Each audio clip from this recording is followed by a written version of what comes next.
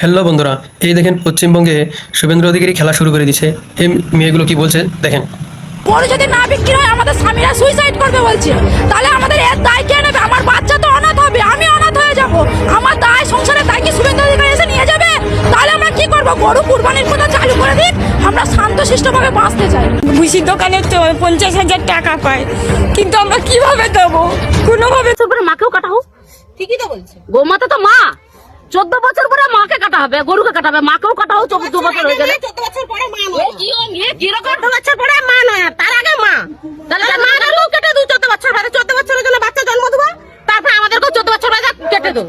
একই তো, মা মানে আমরাও তো মা। মুসলিমদেরকে মারতে গিয়ে হিন্দুদেরকেই তো মেরে ফেলে দিচ্ছে। সরকার কি জানে না যে হিন্দুরাই গো পালন করে? কেন মুসলিমদেরকে গরু কুরবানি দিতে দিচ্ছে না? আমরা তো মুসলিমদেরকেই গরুটা বিক্রি করি।